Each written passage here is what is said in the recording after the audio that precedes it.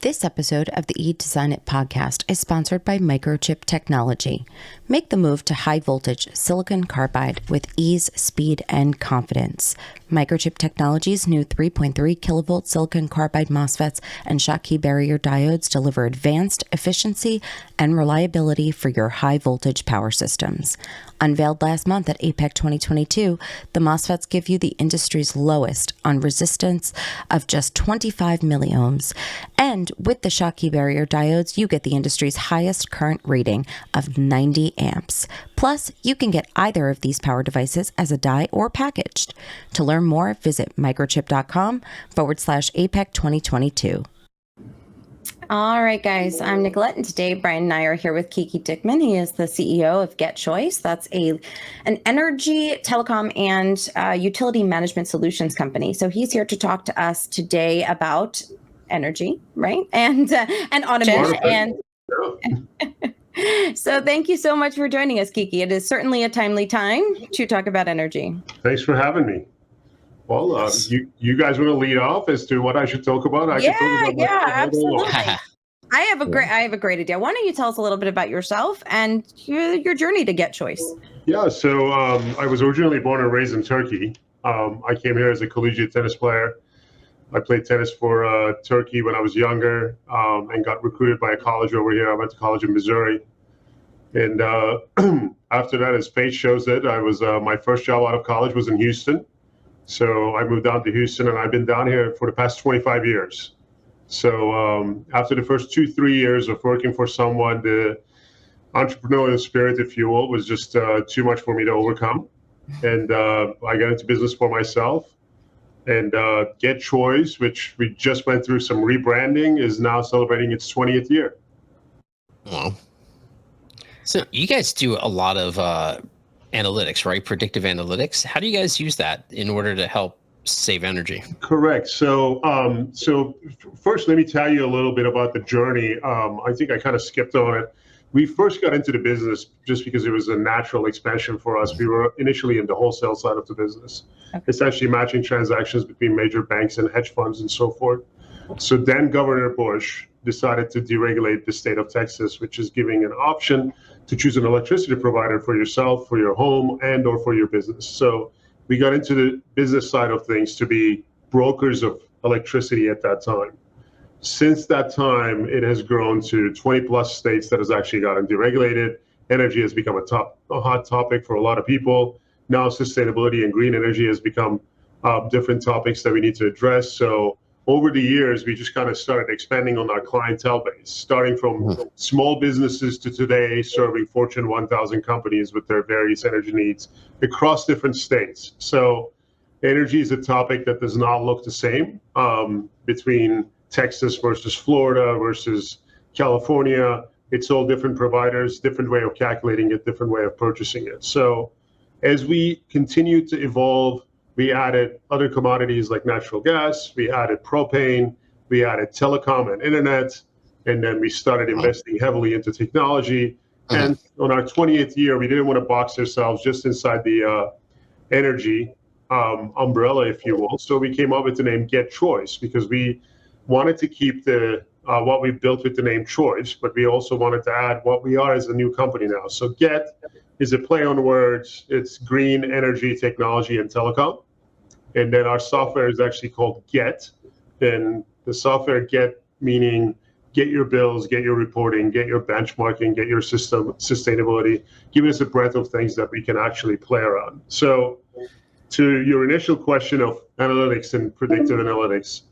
So first of all, we have a wholesale data group called EOX Live. What we do is in the market, it is incredibly important for the customer to actually know what the future holds, right? If we don't want to be reactive to the market, we actually want to be proactive about it. We want to know that Putin may actually go into Ukraine. We want to know that a storm event like Uri may actually come. We want to know that there's a coal plant that is no longer going to be in action, and according to the energy prices are going to be fluctuating. So what we do is EOX gathers all of this data from all over the world, and especially in the US, from all of the trading activity that's actually happening, We combine it with weather analytics, and what we turn around and create is a futures market. We know exactly when the price drops are going to happen, what the sweet spots are, and how we can actually react to those things. We load that up on the back end of our software, and we load it up in the back end of all of our analytics team. And in return, they actually create profiles for customers when and how we should hedge for them. So weather becomes an unbelievably important factor in this. For example, mainly in Texas, which was an anomaly, but during Storm Uri, the customers were tremendously affected. We sat the seat that we were in when everybody was complaining about incredibly high prices. Our customers were actually getting paid to sell their power back to the grid. And not only that, their P&L was looking better, but they were also serving a critical purpose by providing energy to the grid in a really dire time. So I hope that kind of explains it a little bit. Yeah. So I have a question, and I just want to sort of back up a little bit. You talked about like regulated versus deregulated, right? Sure. So can you explain a little bit of, because what is it? You mentioned 20 something states. 20 some states now, yes. Yeah, growing. Growing. We can talk about it just in Texas alone. So in Texas, about 82% of the state is deregulated, and the rest of the 18% is regulated, which means, for example, San Antonio and Austin and College Station are regulated pockets. Okay. Or Woodlands and Conroe. So what happens is they're usually tied to a single utility and or a single plant. In the case of Austin, they're tied to a nuclear plant that's actually, they don't have a choice in selecting their provider. So whatever the utility rate is, it is what you pay. As opposed to it, you move, 2.5 hours to the east and you come to Houston, you have over 150 different retail electricity suppliers that you can actually choose from. So in a regulated state, the impact that we can make to a customer is completely different, and it's relatively limited. What happens is you can have what's called a tariff. You can have a tariff because you're a manufacturer. You run your operation 24/7. You could be a warehouse. It could be a different tariff. It could be a time of use. The only thing that we can impact is educate the customer on which of those tariffs actually match their business. Because, look, at the end of the day, I look at my cell phone bill and I have no idea what those charges are. So we don't expect everybody to be really, they could add $5 extra on there every month. I wouldn't know what it is, right? It's the same thing. Essentially, confusion and uneducated consumer, just because they don't have the time for it, is what gives us the opportunity to exist in the marketplace. And our first set of engagement with the consumer is to educate them, to decipher those regulated versus deregulated markets. We think the deregulation storm is going to go relatively fast, and it's already picked up steam in the past 20 years. In Texas, for example, Lubbock just voted. So in the next 2 years, they will be converting from a regulated market to a deregulated market. Do you think that's going to be the... Can I ask why they would want to stay regulated? Well, usually it's not really a consumer choice. So there's politics involved, and there's quite frankly, there's a lot of money involved, and it's the utilities, they're the monopolies, and they want to control that market. Because if you're the sole provider of a service in a marketplace, you're also the sole price setter. So you're not going to want anybody else to come in. But now the voting rights are kind of being consolidated with the people, if you will. First, it starts with the city council. There's a lot of signatures that are collected. It's a process, but there's lobbying on both ends. And if the regulation wins in the end, and it usually takes some time, then the market opens up and education starts. Okay. Right. So I don't know if anyone wants it to stay regulated like a consumer, right? That's what I was from a consumer point of view. Think so.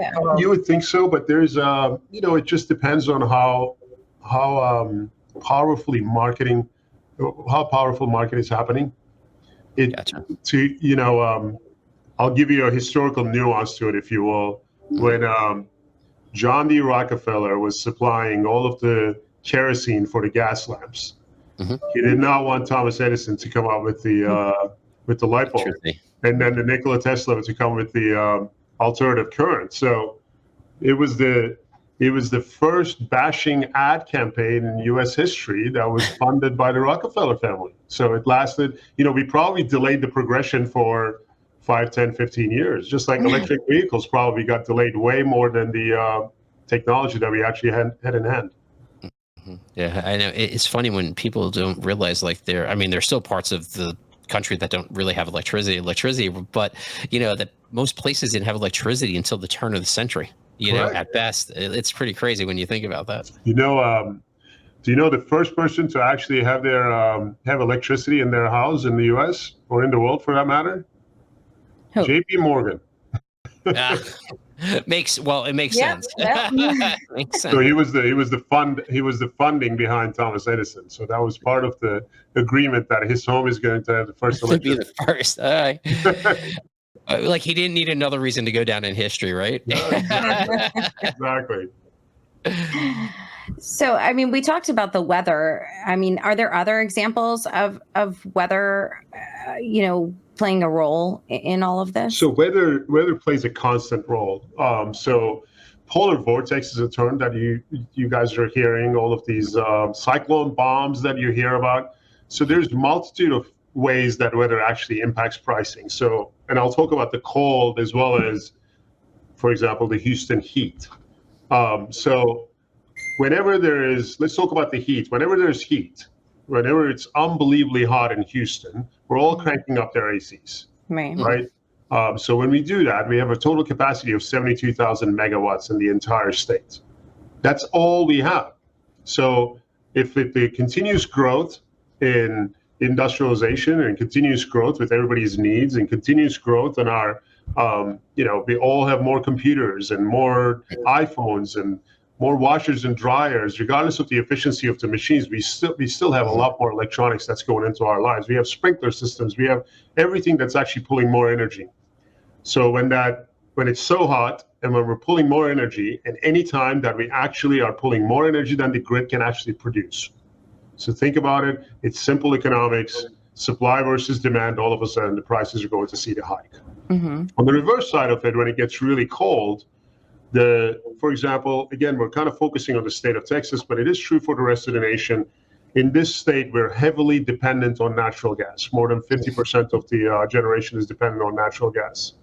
When it gets cold in the Northeast, when everybody's pulling so much gas from all of the storage that we actually have, again, we turn into supply and demand, and that creates a hike in the prices. And natural gas is also the indicator of the power price. It's about 45% of the price is actually predicated upon what happens on the natural gas market. So whether it's too hot or too cold, they will always create high prints for energy. That sounds hopeful. Stay right in the middle. Right. So how does it work? Can you guys measure it like renewable energy? How does it work with renewable energy? Sure. So I briefly told you guys that we have a software portal called Get. So let me extrapolate on it a little bit. The general idea about Get is think about customers that have hundreds, if not thousands, of locations in the U.S., which is common for U.S. businesses. We're a huge footprint country. We have a lot of access to capital, and then all of these companies actually, in order to address their prospective markets, they're just opening several locations. Right. One of the hardest things for these companies to do is actually AP processing. Utilities in general are a little tough to tackle just because usually they're net 16 days. So we're losing about 4 to 5 days on U.S. mail, incoming and outgoing. So that's 8 to 10 days of it. So you have 3-4 days left in-house to actually process this. And generally, the way that the process works is you receive the bills, somebody goes to the mailroom and picks it up, runs it upstairs, opens up the envelope, walks over to a scanner, scans it in, it goes to the AP department, they pull it back up on their computer, and they have to re-enter it to match all of their internal accounting systems and matching the GL codes. So what we've done is our software uses artificial intelligence. So we can go to any supplier for any commodity anywhere in the nation and grab the bill, latest within 48 hours of its issuance in its raw format, and we have it available for the customer via PDF or transfer to Excel or whatever filing format that they actually want. And they can fund a single account for us and we disperse all of the bills for them. So think about it, thousands of bills, or we can match their GL codes and dump it straight into their system. So creating a AP process that's more sustainable. Right. During this process, a few things happen. Number one on this process is all of the paper. That's actually 4 pages per invoice, and you have 1,000 invoices. That's 4,000 pages of invoice. You no longer need it because we're actually electronically placing it. And there's a value associated with that. How much carbon footprint are we actually getting off of the grid? Number two, there's a government program called Energy Star. Normally, you have to tap into Energy Star by filling out all of the information on a monthly basis. Our system actually operates that so we can come back to you with the energy use intensity and actually dictate it. Number three is you want to know what your carbon footprint is. Carbon footprint is predicated upon where you're buying your energy from and what is the source of that energy. So for a single customer or a customer that has thousands of locations, it's virtually impossible for them to track down this information on a monthly basis. So we've created a software not only automates it for them, but they can actually graph this thing with the touch of a button. Within a matter of seconds, we can actually create the graphs and all of the back information for it. So ESG is the buzzword now. So essentially, we are feeding the S in the ESG reporting, and all of the sustainability information can feed from our electronic portal. Does that answer your question? Yeah. No. Are you more confused now?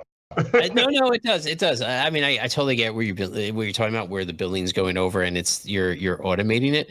I guess what I was wondering is there a difference, right, with renewable energy or green energy? It's the same thing? You guys are tracking it the same way. It's coming in the same way. To a certain extent. So first of all, we're greening our customers by actually providing this, right? We're taking the paper off, we're taking the mileage off the road, and we're actually giving them all of this reporting.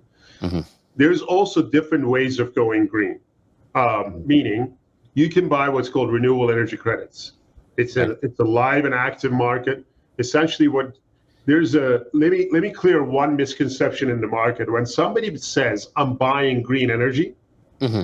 I can assure you that there is no way for them to actually guarantee that the green energy is actually getting transferred to their meter. Okay. It doesn't work that way. So it's a highly complex grid. If you think about it, imagine an airport control system, control tower. Mm-hmm. All of these planes are all over the place, right? Mm-hmm. So energy is getting generated somewhere and it's flowing through the grid. When you buy green energy, renewable energy credits, all you're saying is you're going to pay a premium for a generation company to produce that much green power, whether it's tied to solar, whether it's to wind, whatever green source that they're actually going to generate that, they're mm-hmm. buying in accordance with your consumption need. But it could be going anywhere. I mean, your meter could be receiving a completely brown power. Right. Control. That's interesting, because we talk about that a lot, as the electric vehicles become more and more, and they're putting these stations everywhere. And a lot of those electric stations are powered by, whatever, gas or whatever the case is, so it's crazy when you think about how complicated it actually is. Well, look, it's and as a guy in the electricity business, I'll very openly tell you this. You could have an electric vehicle charging station mm-hmm. at an office building, and the generation behind it could be coming from a coal plant. Yeah. You don't know that. So that's why it's highly complex. And some of these things we're all checking the box, and we're all trying to do our part, and we're all trying to do as much as we can. There's definitely energy shortage. I'm on the side of the believers in climate change, and some people don't believe it. But some of the information is very prevalent in front of us. So we can't deny certain facts of extreme heat or extreme cold that's actually happening. I mean, who would have thought that Houston was going to be shut down for a week because everything froze over here? Yeah. So all of these things we have to take into consideration, and we're all trying to do our part and educating our customers and making sure that they do it. But I can tell you that in the 20 years that we've done this, I've never seen this much interest. I've never seen this many questions that are actually coming, this many people contacting us to see if they can turn their extra acreage into solar farms. Right. I mean, there's just so much going on because our energy needs are constantly rising. Yeah. Well, I mean, now you've been doing this for 20 years, right? So you've got a lot of experience, and what could you say then about what's happening right now? Like, aside from just how can, we know that the prices of gas Fuel, are just prices of everything. But given everything that you've seen in the past 20 years, what can you say about the current state that we're in right now? Well, the first thing that I always say is don't panic. The reason I say don't panic is, believe it or not, everything is cyclical. Mm-hmm. So I'll give you an idea. In 2008, for example, the gas markets, natural gas markets that are giving the feed into the power rates are trading about $6 to $7 right now. In 2008, I specifically remember the date actually. In July, the print on the board was $13.74. Think about it. So people were signing contracts in Texas for 17 cents per kilowatt hour for 5 years because that was actually the cheapest option. Mm-hmm. 90 days later, the trading for natural gas dropped to $1.90 because we had a revolution in the market, which was fracking. So think about that delta, and all of a sudden people were signing contracts at 3.5 cents. Right. So essentially, all of a sudden we saw a 5-6x multiple drop in the marketplace. So it happens. It is definitely an uncertain time in the world right now. We have a tyrant that's going into another country, and there's a lot of political views on it, but ultimately it's impacting everyone because they're energy producers. It's going to impact Europe. Believe it or not, even the oil and gas producers in the long term, they don't want to see $130 prints on the WTI crude. I mean, so all of these things are going to come to a settlement point at some point. We don't think the Ukraine war is going to last for many, many years. We think there's going to be a relatively shorter resolution to some degree, and that's probably going to settle the markets a little bit. It's I know that's not a straight answer because there really is no straight answer for it. But usually in times like this, what we recommend our customers. So if you're behind the 8 ball now, meaning you've become reactive to the market and suddenly you have to go get a contract in the marketplace, the best advice that I would actually give you is do not lock yourself in for a long-term contract or get a contract that allows you to be mobile within it. There's contracts like that. Basically, you can just hedge a portion of it and continue to watch the marketplace. And we continue to feed information and systematically bring that cost down. Does that answer it? Or is it a mouthful with no real answer? I know. No. Well, everything these days, though. Well, I mean, the takeaway is don't lock yourself into, some sort of long-term contract where there's no flexibility, right? That's just, I mean, so let me I used to tell this to people back in 2008. I'm going to ask you guys a question. Your prices at the gas pump are really high. Mm-hmm. So would you right now, if the Shell around the corner from your house told you, if you buy your gas from me for the next 5 years, I will give you today's price, would you lock yourself? No. No. Okay, so that means that you also know that this is going to be cyclical and it's a short-term deal, and we're going to go back to some normalcy in our lives. So that's it. Yeah, okay. Absolutely. All right, that makes sense. It makes sense. It's all energy, the gas from the Shell, right? It's the same stuff. It really is. They're all incredibly tied to each other. Ultimately, one fuel source creates another fuel source. So they're all intermittently tied with each other. It's true. I think that's what so many people miss, like where we're talking about with, charging stations for an electric vehicle. Like you said, it could be powered by coal, which is crazy when you think about it. Well, I mean, is it just that not eliminating, but reducing then, right? I mean, so yes, you're still you're powered by coal, but you're eliminating some other environmental, aspects by then driving the electric vehicle. So is it just kind of bringing it all down? Well, look, to a certain extent, you're right, but this is so you remember we talked about you're not going to take me down a rabbit hole. This is the rabbit hole. You never get out. Look, I live in Texas. This is oil and gas country. It is what it is. And but we also have to realize the amount of things that we actually have in our lives that are petroleum based will blow your mind.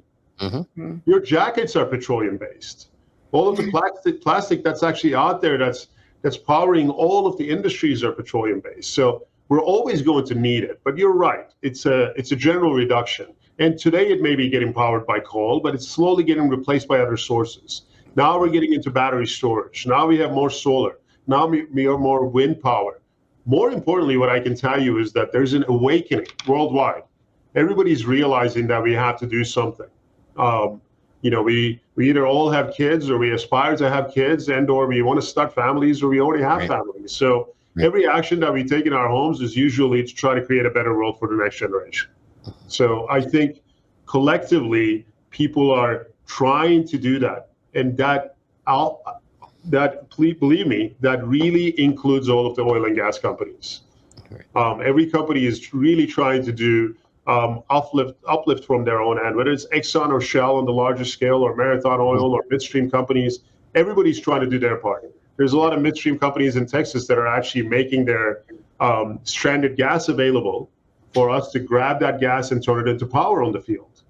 There are a lot of these oil companies that are actually making their acreage available so that we can put solar and wind farms on it. So everybody's kind of involved in this cyclical economy. Right. Or let's call it circular economy, I guess.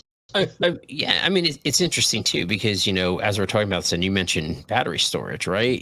When you start going into solar and, wind and stuff like that, you have to, a lot of times you're storing that energy in batteries. So when you need it for later, which is a whole other piece of this. Which is something we couldn't do just a few years ago, if you think about it. So when I tell you guys that we have a certain amount of capacity on the grid, and that if we're over it, we're overpaying, because the times that we actually had all of this excess energy that we were producing, we couldn't store it anywhere. Right. And when you can't store it anywhere, it goes away. But what are we going to do at those times that the grid actually needs the power? Is the battery storage right now, it's good enough to actually fill up your car. But what if we get to a point that we can actually power up an entire business? If we can actually do the entire manufacturing with stored power from the day before? Yeah. They'll eliminate a lot of the issues and climate change and all of those things and the polar vortexes. We can actually overcome that with stored energy. Yeah. And I think that becomes a huge part of the future, being able to store massive amounts of energy, right? Not just a little bit, not, enough to power a car, but to power a whole city or whatever. Well, there's a friend of mine, actually, unbelievable entrepreneur. He was in steel business for many, many years. He came up with a concept right now that what they're trying to do is they're trying to capture the kinetic energy that's produced by vehicles and trains and turn it into something that can power up a city. St. Paul, Minnesota will be the test city for it. And I'm telling you, if these guys are successful with this, think about it. Think about every single car on the road and every rail, every train that's actually constantly moving and actually creating energy for us to use and other things. Mm-hmm. So this country is so unique in so many ways that with its capital and its business-friendly environment allows incredible innovation. So I have zero doubt that will always be on the forefront of it, as long as we get the public idea behind it that we need to do something. All right. So are there any questions that we should be asking you that we're not? Something that you think that we should let users know? I think you guys have done a great job. I think we've become a society that convenience and outsourcing in our lives is before COVID, it was kind of moving that way, and we've kind of moved into that direction. We use Uber Eats and DoorDash and somebody favor or somebody pick up my coffee. Just about every single thing we kind of outsource. So we've become the outsourced technology and energy and telecom play for our customers. Now they can outsource their bill pay. They can outsource their green needs and power needs and gas needs and billing needs and sustainability needs, whatever it may be. So that's how we're going to continue to evolve, and we're going to continue to do our part for the grid and for the U.S. Kiki, thank you for joining us. Lastly, can you let everybody know where they can learn more about? I was going to ask. Yeah, so these days, I guess the website is the best, right? It's getchoice.com. It's simple, GET choice.com. There's plenty of information on there, and all of our contacts is on there. We have 3 offices between here, New York, and Louisville, Kentucky. So I'm sure there'll be some smart person on the line whenever they reach out to us for any info. Awesome. Thank you so much, Kiki. We do appreciate your time. Thank you. Thanks for having me. Much appreciated.